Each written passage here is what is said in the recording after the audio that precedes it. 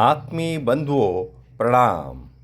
आध्यात्मिक यात्रा विद प्रमोद जोशी में आपका हार्दिक स्वागत है। तो चलिए चलते हैं श्री रामचरितमानस के मुक्ताओं को चुनने के लिए। तो आज शुरू करते हैं। दोहा 124 पार्ट और जो है उसका है। बोले बिहसी महेश तब ज्ञानी मूढ़ न कोय, जय जस रघुपति करही तब सो तस तेहि छन होय। तब महादेव जी ने हंसकर कहा, न कोई ज्ञानी है न मूर्ख। श्री रघुनाथ जी जब जिसको जैसा करते हैं वह उसी क्षण वैसा ही हो जाता है। अब सोठा है। कहो राम गुण गात भरद्वाज सादर सुनहु, भवभंजन रघुनाथ भजु तुलसी तजि महान मद। याज्ञवल्क्य जी कहते हैं, हे भरद्वाज, मैं श्री रामचंद्र जी के गुणों की कथा कहता हूँ, तुम आदर पूर्वक सुनो। तुलसीदास जी कहते हैं, मान और मत को छोड़कर आवागमन का नाश करने वाले रघुनाथ जी को भजो।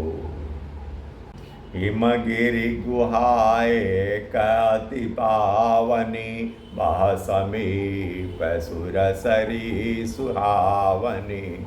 आश्रम परम पुनीत सुहावा, देखि देव ऋषि मन अति भावा। हिमालय पर्वत में एक पवित्र गुफा थी, उसी के समीप सुंदर गंगा जी बहती थी।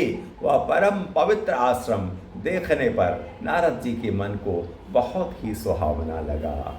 निरखि शैल सरि विपिन विभागा, भयउ रमापति पद अनुरागा।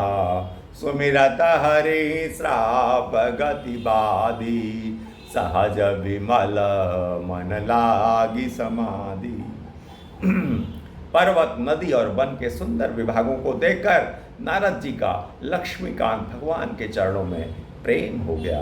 भगवान का स्मरण करते ही नारद मुनि के जो साप का दक्षिण प्रजापति जी ने जो श्राप दिया था, उस जिसके कारण वे एक स्थान पर ठहर नहीं सकते थे, साप की गति रुक गई और मन के स्वाभाविक ही निर्मल होने से उनकी समाधि लग गई।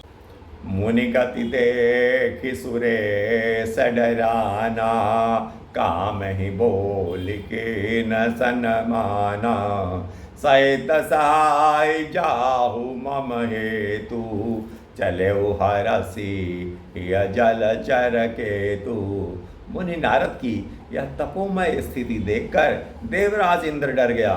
उसने कामदेव को बुलाकर उसका आदर सत्कार किया और कहा कि मेरे हित के लिए तुम अपने सहायकों सहित नारद जी की समाधि भंग करने के लिए जाओ। यह सुनकर मीन ध्वज कामदेव मन में प्रसन्न होकर चला। सुना सिर मन महु असी त्रासा, चाहत देव ऋषि मम पुर बासा। जे कामी लोलुप जग माई, कुटिल का कई वसब ही डराही। इंद्र के मन में यह डर हुआ कि देवर्षि नारद मेरी अमरावतीपुरी का निवास यानी कि राज्य चाहते हैं, और जगत में जो कामी और लोभी होते हैं वे कुटिल कौवे की तरह सबसे डरते हैं। ये बंधुओं, कमेंट्स में जय श्री राम अवश्य लिखें।